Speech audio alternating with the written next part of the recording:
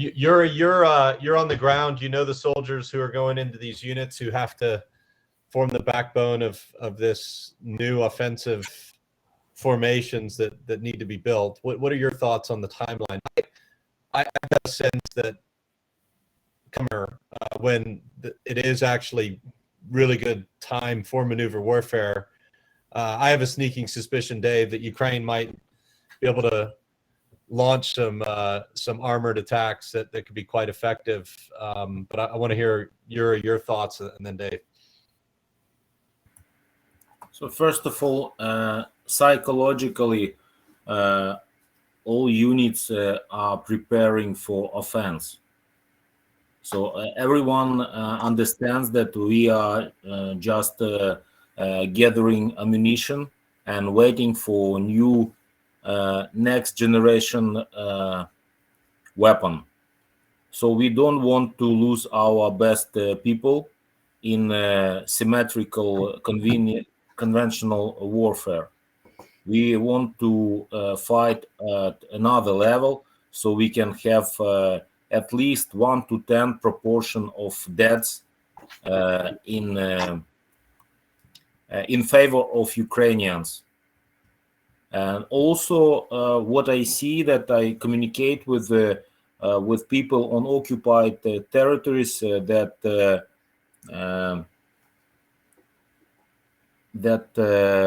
Russians feel that territories are toxic, and they are losing their confidence in the reason why they are there, and a lot of them are psychologically exhausted, feel like emptiness inside emptiness, because they feel hatred of locals, and they can solve this by additional aggression, but at the same time it makes like opposite effect. And I think that this is one of factors that is working for Ukraine, because they don't want to stay there as bastards.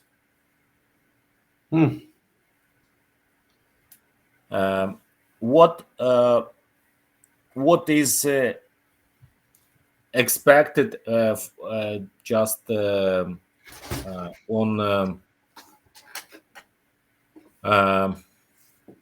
like from our side of view, that we don't want to fight in front, in head-to-head clashes, and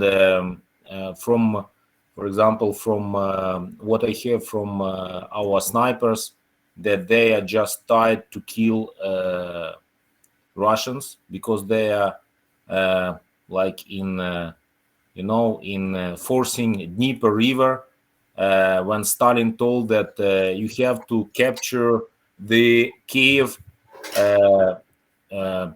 before the anniversary of Great October Revolution, and Ukraine and the Soviet army lost about 300,000 soldiers for 7 days.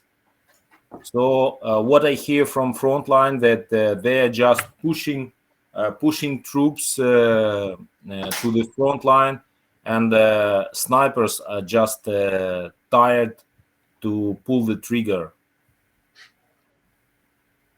Yeah, that's what's happening around Izium, or just across the front line? Around different points, but mostly from DNR, LNR region.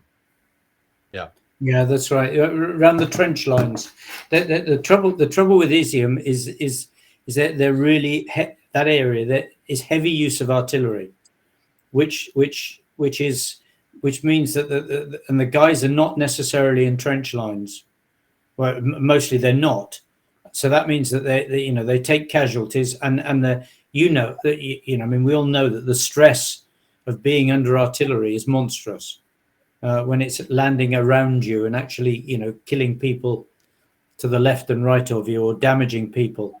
So it's very hard then when the troops come, when the Russian troops come, even if they are completely useless soldiers, which in many cases they are, it's still very hard to dig yourself out from being underneath the artillery attack and actually try to get back to being good soldiers again. And I'm hearing this from quite a few in the front line, that they're just saying that they're exhausted from the rocket launcher attacks, and that understandably so. But they're holding, and that's the remarkable thing, and that's the truly remarkable thing about the Ukrainian Defense Forces, is that they're being bombarded, but they're still holding. Fingers crossed that it stays that way.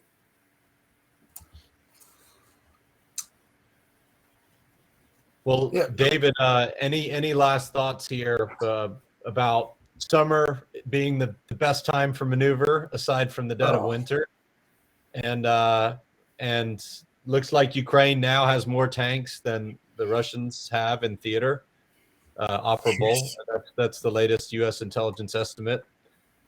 And these are T-72s mainly, which are known to Ukrainian forces. Yep.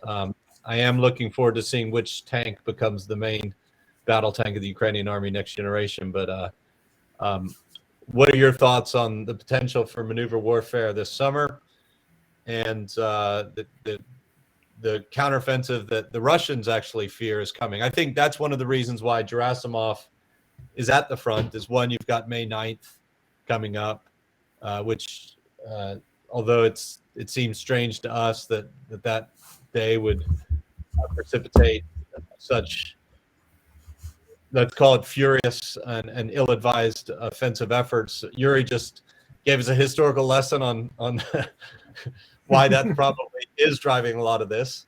What are your thoughts on the pending Ukrainian counteroffensive, which I think is building? Yeah, and that's important. Remember, history is very significant to Putin. So those dates, whether it's May, whether it's the October Revolution, they have significant personal meaning. And the stack more meaning on top of them really strengthens the importance of the day for Mother Russia. I've advocated for this for a while now. Is Ukraine really needs to transition now from a static defense to a mobile defense. All right, and what the mobile defense does is it really allows you to buy time and capability, because a mobile defense has offensive characteristics in it. Right, so what this will do is allow Ukraine to significantly attrit Russian capability. Yeah, because this is a mobile defense is a series of well-planned counterattacks. All right. And what you can do here, and Yuri hit on this, and I completely believe this, you don't want to go head-to-head. You don't want to go tank for tank. I want to go 3 tanks to 1 against 1 tank, right? So we don't want to fight entire Russian units.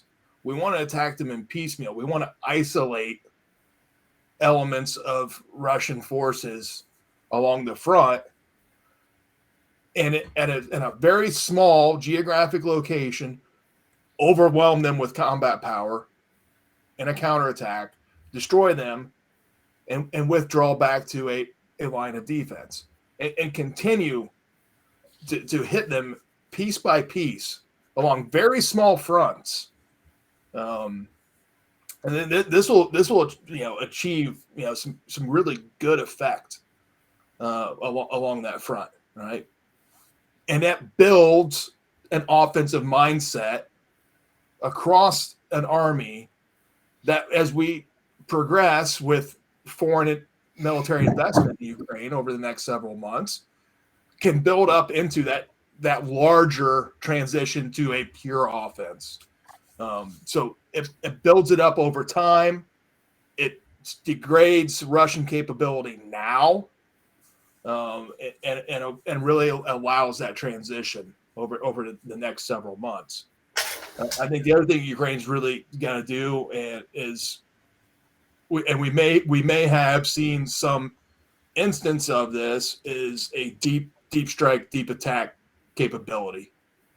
And we need to get in and disrupt Russia's ability to sustain combat. Yeah, it's more than that, David. We want to make them turn around and run.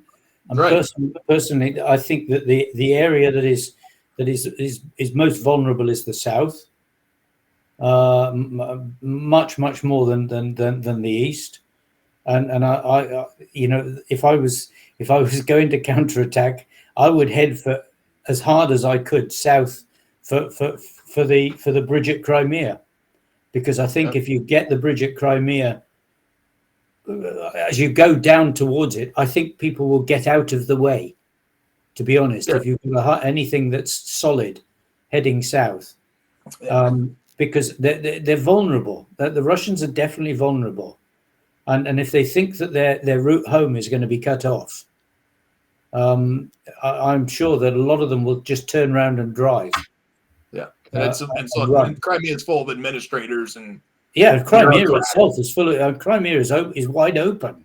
Yeah. I mean, there's you know, as you're right, it's administrators and sailors that have been left, but that are deeply unhappy, and air defense gunners. Yeah, it's not an armored, you know, it's not a defense for armored warfare at all. They get in there. I am sure that most of the people in Ukraine, in Crimea, will be heading for that bridge as fast as they can go.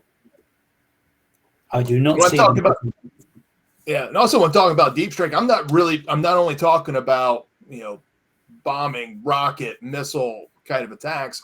I'm also talking about unconventional warfare. Yeah, which can really play in deep. Yeah, I mean, I think the thing is that the thing that will frighten them most is face-to-face combat. That obviously they don't like that. You know, when you hit people with rockets and things like that, there's nothing personal about it. You know, this needs to have that personal feel to it. That you know, we're coming to get you. That has got to be the Ukrainian motto. There's got to be, we're coming to get you. And they've got to feel it somewhere, and somewhere soon, I hope. Mm-hmm. But you know, it may be another 6, 7, 8 weeks before we see this. And until then, the boys have just got to hold on, and not allow Russia to take much more land, or Odessa.